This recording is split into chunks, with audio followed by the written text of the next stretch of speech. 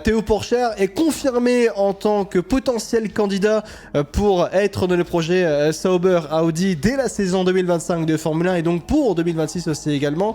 On attend toujours le futur coéquipier de Nico Hülkenberg pour débuter le projet d'Audi en F1. Alors ça se joue entre plusieurs pilotes et avant de parler de ces autres pilotes, concentrons-nous sur Théo Pourchaire qui a été révélé du moins par Mattia Binotto comme candidat et on va en parler bien sûr. Et également une interview très intéressante de Théo Pourchaire qui parle également de son avenir en Formule 1, bien sûr, et qu'on espère le voir très bientôt en Formule 1. Alors, Théo Pourchaire, pendant un temps, Baby Choum, il avait été, du moins, il était présenté un peu comme persona non grata dans l'avenir, pour l'avenir, effectivement, en Formule 1, notamment, bien sûr, avec le projet Audi. On rappelle que Théo Pourchaire est pilote de réserve de l'écurie Sauber en Formule 1 aujourd'hui. Il est champion de F2, bien sûr. Il est 3e pilote aussi, mais il n'était pas, jusqu'à aujourd'hui, réellement considéré, du moins jusqu'à avant l'arrivée de Mattia Binotto à la tête du projet Audi et donc du côté de chez Sauber, il n'était pas réellement considéré comme un pilote pouvant prétendre au baquet, du moins selon Sauber Audi. Et c'était pas du tout à juste titre, justement, Baby Choum. Pour moi, rien n'a changé. Hein. Ah ouais? Pour moi, rien n'a changé. Pour moi, ça, c'est de la déclaration. Pour moi, c'est de la simple politesse. Ouais. Envers Pourchaire. Mais je crois pas qu'il aura sa chance dès l'année prochaine, ou voire même dans le projet Audi. Ah, moi, je sais pas si c'est l'espoir qui parle, mais j'ai l'impression que les choses ont un petit peu changé, moi, personnellement. En fait, le problème, c'est que s'il voulait vraiment l'avoir pour l'année prochaine, je pense qu'il se serait cassé la tête à lui trouver un volant déjà cette saison, parce que quand on voit son programme cette année, il est quand même vachement spécial, voire bancal. Oui, mais Mattia Binotto, il arrive que depuis le début de ce mois de septembre, finalement, tu vois. Oui. Mais justement, ils l'ont fait rouler la saison dernière en disant « Ah, pourquoi pas, on va prendre sa chance, pourquoi pas ?» Mais pourquoi pas de rien du tout. Ouais. En fait, et je pense qu'on lui laissera jamais sa chance. Et que tu peux mettre Binotto, Pierre-Paul Jacques, ça partira, je pense, pour moi, sur un autre pilote. En fait, il est soutenu sans vraiment être soutenu, en fait. Ouais. Il est juste là parce que, voilà, ils ont besoin de mettre un pilote dans le simulateur. Mais t'as l'impression que c'est tout, et qu'à côté, il est un petit peu seul face à lui-même, tout simplement. Moi, c'est un peu comme ça extérieurement que je le vois chez Sauber aujourd'hui, où il est, il est seul, quoi. Il manque de soutien, ouais. soi, je trouve.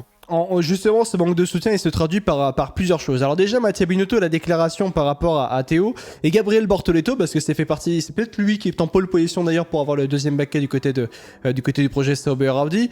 Il estime Théo est notre pilote de réserve actuel et fait déjà partie de la famille. Il ne fait aucun doute qu'il est sur notre liste. Gabriel se débrouille très bien en F2. Il a montré qu'il avait un grand talent. Nous étudions ce qu'il fait comme nous étudions beaucoup d'autres.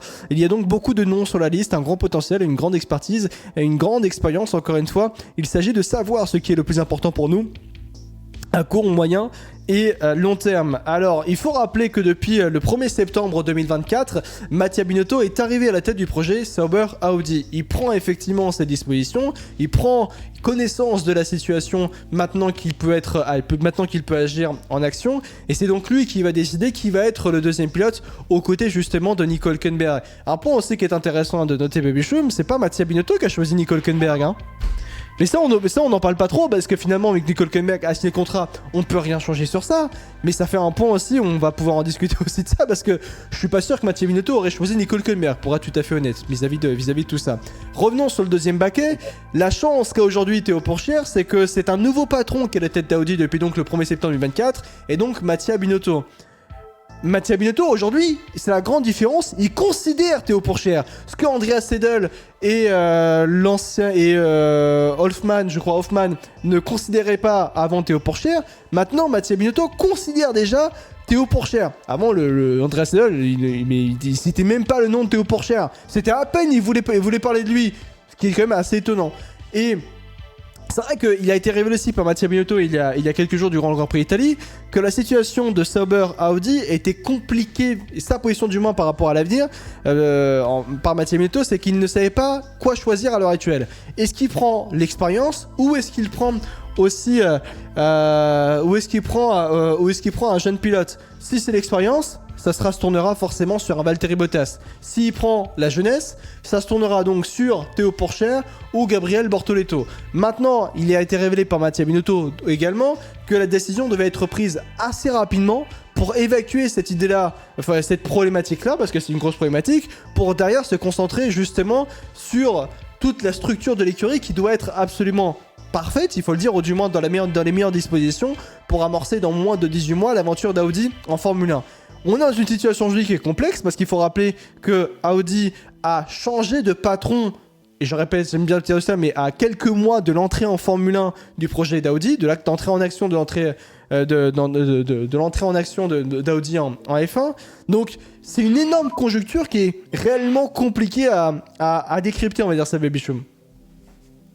C'est une situation qui est pas simple. Ouais. Forcément. Pour Audi, dont on nous a vanté les plus grands biens, dont on nous a dit que vous verrez dès la première saison, ils vont flinguer tout le monde. Ouais. C'est une écurie historique, blabla, tati, tata. Oui, en attendant, ils ont jamais mis un pied en Formule 1, donc ça va être leur début. Donc évidemment qu'il va falloir beaucoup de temps.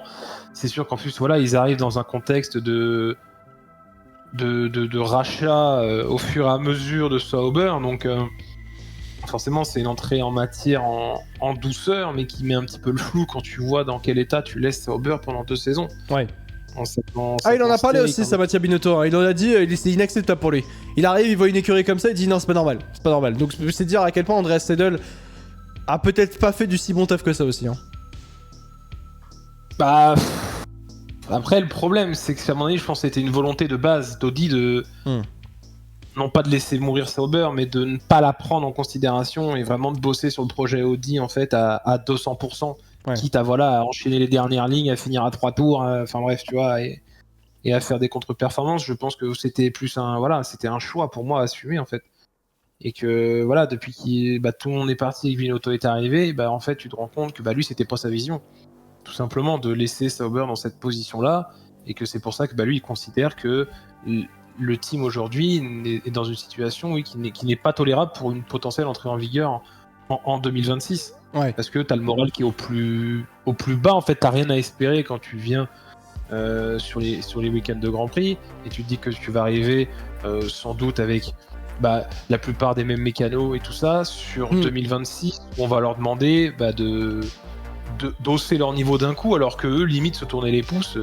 C'est un peu ça, hein. C'était en mode on patiente, on verra ce qui se passera plus tard, quoi. Alors que non, justement, et c'est ce qu'il c'est très bien, parce que c'est exactement les mots de Mattia Binotto en disant non, on peut pas arriver pour être fort en début 2026, on doit s'améliorer tout de suite et on doit être bien tout de suite. Alors oui, l'écurie sera drastiquement et vraiment sera métamorphosée, il faut le dire réellement, pour 2026, il n'y a pas de souci là-dessus, mais pour préparer à cette métamorphose, il faut quand même être mieux tout de suite. Et justement, ça passe par le choix des pilotes, et que c'est pour ça que j'ai du mal à imaginer que Mattia Binotto choisisse un pilote seulement pour 2025 et ensuite on verra 2026. Est-ce que tu es d'accord avec ça? Pour moi, je pense qu'il choisit tout de suite 2026 et on verra pas, on n'attendra pas 2025, quoi. De toute façon, tout dépendra des prétendants sérieux et des offres concrètes, parce qu'il dit que le temps presse, il va rester encore 8 courses dans cette saison. Donc on va dire que ça lui fait entre guillemets encore 8 week-ends de course pour pouvoir se décider de qui prendre. Maintenant, comme tu l'as dit, son choix du Hülkenberg, c'était pas le sien. Oui. Après, ça n'en reste pas non plus un choix illogique pour moi. Oui, clairement, je suis d'accord avec ça. Mais c'est juste, moi, je me juste au fait que c'est pas Mattia Binotto qui a choisi Hülkenberg, et que je pense que si Mattia Binotto était là, il aurait pas choisi Hülkenberg. Sans doute. Ouais. Sans doute. Ça, je sais pas ce que Mattia peut nous dire là-dessus, mais peut-être, c'est pas exclu. Maintenant, tu peux prendre Hülkenberg comme rampe de lancement sur ce projet-là, et comme tu le dis, peut-être prendre un Bortoleto, par exemple, sur 2-3 saisons, et voir un petit peu après ce que ça donne. Et prendre quelqu'un d'autre justement pour remplacer Hülkenberg par la suite. Donc la vision de Binotto, oui, je pense que c'est de mettre quelqu'un de confiance, déjà avec une relation aussi assez forte, à l'image comme il avait un petit peu avec Carlos Sainz, tu vois. Un pilote, tu vois, assez proche de lui, avec qui ça passe très très bien, et avec qui il pourra tout dire sans aucun problème. Et oui, pour peut-être pouvoir le garder un petit peu plus longtemps, et non pas, comme tu le dis, que pour 2025. Les déclats. Ce sera le souhait. Oui, vas-y, excuse-moi, termine. Je pense que que ce sera le souhait de Mattia de faire ça. J'allais dire justement les déclats de Théo Porcher après ce Grand Prix d'Italie, justement par rapport à son avenir. C'est sûr que certains disent que j'ai gagné le championnat dans ma 3e saison de F2 et que ça paraît pas génial, mais je l'ai gagné quand j'avais 20 ans. Je suis le plus jeune vainqueur de course en F2 et en F3, donc je n'ai rien à prouver. Il me faut juste une opportunité, c'est tout. J'ai 21 ans maintenant, mais je suis encore jeune, suffisamment pour être en lice, mais je pense que les gens oublient très vite dans ce sport et surtout dans ce monde. Tout le monde oublie très vite ce que l'on peut faire et ce que j'ai fait ces dernières années. Et ce n'était pas il y a longtemps, c'était il y a quelques mois, quelques années, peut-être 2 ou 3 ans quand j'ai débuté en F3. C'est un peu triste, mais je suis toujours là et je mérite ma chance. Audi, ce serait un rêve pour moi de faire partie d'un si grand projet avec une marque aussi légendaire et je suis prêt à piloter pour une telle équipe. Je suis jeune, mais je suis prêt pour ça. Ils savent que je suis là. S'ils me veulent, je suis là. Je suis prêt. Et c'est intéressant de revenir sur ce qu'il a dit au début, Baby Shroom. Il y en a beaucoup qui oublient justement que... moi, je le dis régulièrement.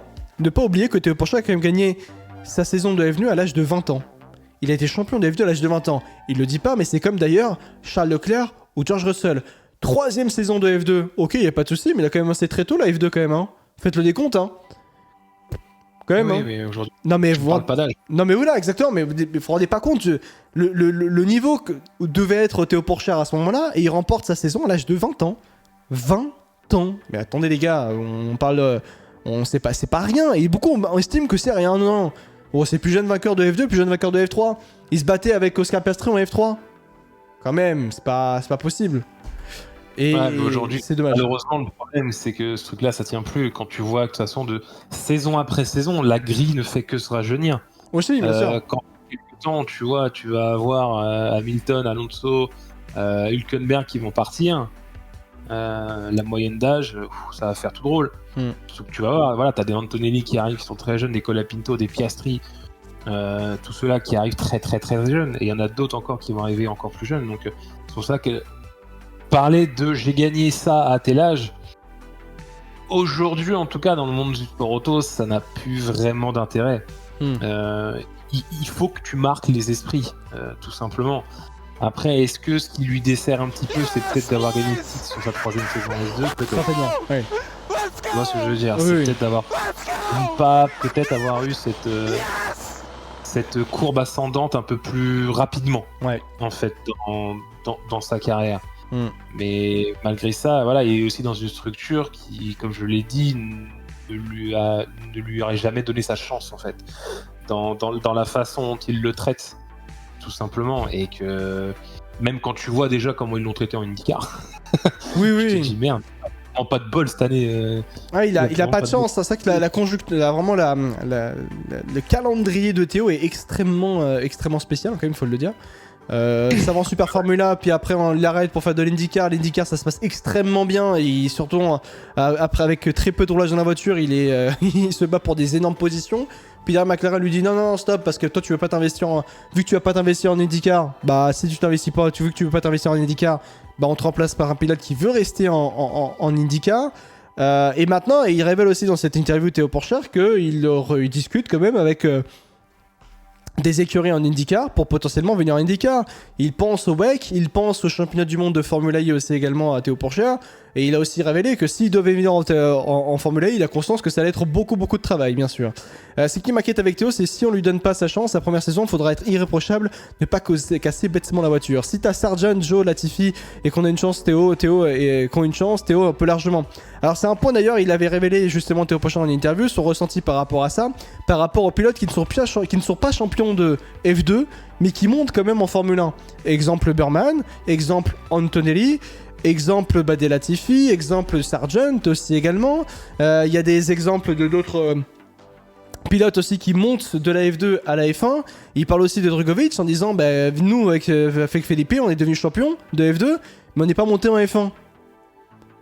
Et c'est vrai, techniquement. Alors, Drugovich, c'est vrai qu'il est devenu champion de F2 peut-être dans l'une des pires saisons en termes de niveau en F2. Bon, je le conçois, d'accord. Mais si tu regardes cette vision-là, bah oui, il y a des champions de F2, notamment Théo qui est devenu champion très jeune, qui a fait des grosses performances d'ailleurs dès sa première saison. Sa dernière saison en F2 a été immense, il a été intouchable, il était extrêmement fort.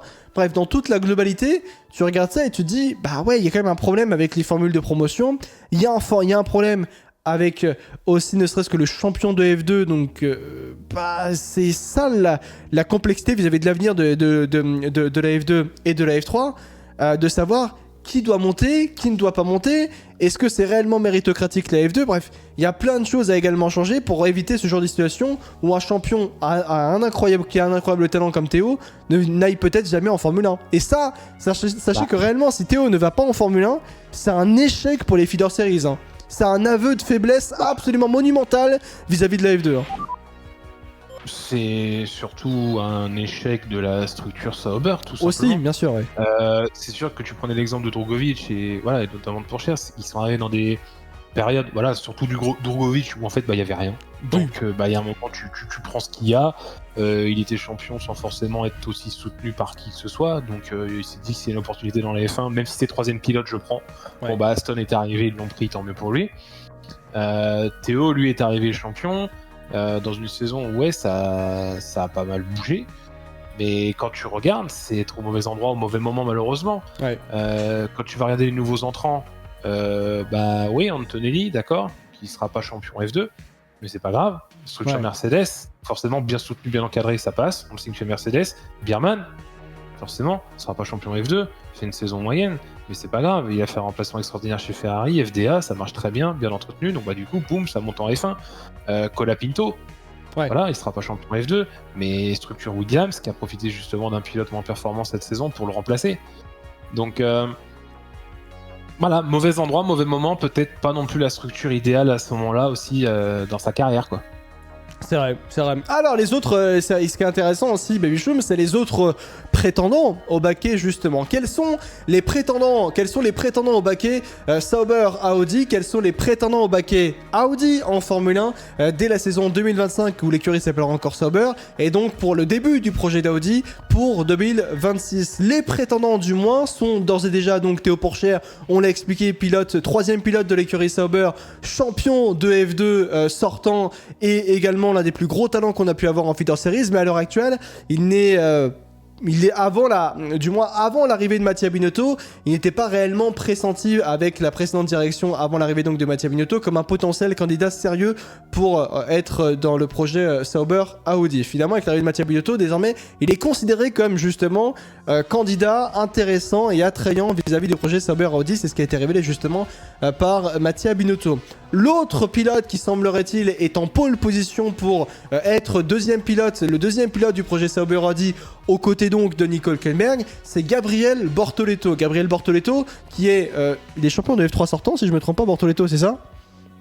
Il est champion, oui. Il est champion de F3 sortant. Bien. Donc Bortoleto qui est donc champion de F3 sortant, Bortoleto, pilote brésilien qui est aujourd'hui soutenu par McLaren, Gabriel Bortoleto. Et bien Bortoleto, lui qui fait une bonne saison de F2 extrêmement intéressante avec notamment un dernier meeting du côté de Monza qui a été absolument flamboyant pour lui. Et bien Bortoleto est considéré comme peut-être le pilote étant en pole position, notamment avec un intérêt financier très intéressant vis-à-vis du projet Sauber Audi, avec un projet qui pourrait, selon certaines informations, avec un apport d'argent important vis-à-vis de la banque brésilienne BRB, qui mettrait 8 millions sur la table pour l'arrivée de Gabriel Bortoleto du côté de chez Sauber Audi. C'est lui le Brésilien qui semblerait-il est en pole, lui qui est aujourd'hui en F2. D'ailleurs, Gabriel Bortoleto.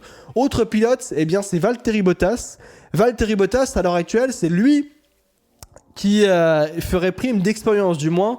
Si du côté de chez Sauber Audi, eh bien, on aurait envie d'expérience, il y a Valtteri Bottas qui est toujours prêt à signer et à s'engager et à s'investir dans le projet Sauber Audi. Sauf que la problématique, c'est que Mattia Binotto, nouveau patron, je le rappelle, du projet Audi, voudrait finalement, Valtteri Bottas voudrait bien garder Valtteri Bottas, mais seulement pour une petite saison. Donc, pour 2025 et pour 2026, il verrait ensuite pour l'avenir s'il garde ou non Valtteri Bottas. Ce que Valtteri Bottas ne veut pas, lui, s'il reste en Formule 1 avec Sauber Audi, c'est pour s'investir sur au moins les 2 prochaines saisons et entrer dans le projet directement, dans le projet Sauber Audi, où on rappelle que Audi entrera en Formule 1 officiellement en tant que constructeur à partir de la saison 2026 de Formule 1, et en 2025 l'écurie restera en tant que telle, en tant que l'écurie Sauber du moins. Maintenant, qui va choisir, que va choisir Mattia Binotto? Là, c'est une grande question. Il a des bonnes options sur la table, il faut le dire, entre Théo Pourchère entre Théo Pourchaire, Gabriel Bortoleto et Valtteri Bottas. Que va-t-il choisir? Là, c'est une grande question. Tu penses qu'il choisira qui? Toi, tu penses Mattia Binotto, Baby Shum? Pour moi, ça va clairement jouer entre Bottas et Bortoleto. Ah ouais, non mais vraiment, donc toi Pourchaire, c'est ciao quoi, c'est... Ah ouais, mais pour moi, il sera... Pour moi, non, c'est mort. Ah oui. C'est mort. Comme je te l'ai dit en fait à l'amorce de ce sujet, pour moi, c'est de la simple politesse que fait Binotto envers Pourchaire. Hein. C'est une simple déclaration de politesse pour dire non, vous inquiétez pas, on l'a pas oublié, il est là, il est bon, tata, mais pour moi, il sera jamais sur la grille l'année prochaine ou en 2026, tu vois. Ouais. Pour moi, ça jouera clairement entre Bottas et Bortoleto. Maintenant, faut voir un petit peu ce qu'on peut dire un petit peu à Bortoleto, quelles sont les conditions justement à une potentielle accession en Formule 1. Est-ce qu'il doit gagner le titre? Est-ce qu'il doit finir deuxième? Voilà, je pense qu'aussi on doit lui mettre un petit peu la pression à ce niveau-là. Le seul truc qui bloque, comme tu l'as dit avec Bottas, c'est que justement lui veut plus, mais qu'on est un petit peu plus réticent du côté de chez Sauber OG. Donc le choix de Bottas en fait dans un premier temps serait pas si inutile que ça. Justement pour pouvoir devant derrière s'il n'y a pas mieux à mettre dans les peut-être deux prochaines saisons. Sinon, s'il trouve pas d'accord avec Bottas, bah autant tenter le pari Bortoleto. Ouais. C'est vrai. Tout simplement. Mais en vrai, je pense pas que Bottas il va accepter. Il veut pas accepter. Hein. Donc bon. Après, d'une certaine manière, je me dis Bottas, c'est soit ça ou soit rien. Donc bon, finalement. Non, mais c'est ça. Ouais. Et puis bon, d'un côté, t'as l'expérience de Bottas, t'as une banque brésilienne ou Intermarché. Avec tout le respect qu'on a pour Intermarché. Tout le respect, bien sûr, effectivement. Donc tu vois qu'il y a là. Banque, Intermarché, banque, hein, oui, tu vois, plus. Donc pour ça. Ouais, c'est vrai. On verra en tout cas, du moins, justement, comment Mattia Binotto va faire, quel choix va faire du moins Mattia Binotto. Est-ce qu'il choisira donc Valtteri Bottas, Gabriel Bortoleto, ou bien ce pilote français, Théo Pourchaire, qui était âgé de 20 ans, qui avait aujourd'hui 21 ans. D'ailleurs, Théo Pourchaire, on verra comment les choses évolueront pour lui. On espère qu'il y aura d'une certaine manière un miracle avec le choix de Mattia Binotto qui se détournerait justement sur Théo Pourchaire vis-à-vis de l'entrée d'Audi en Formule 1.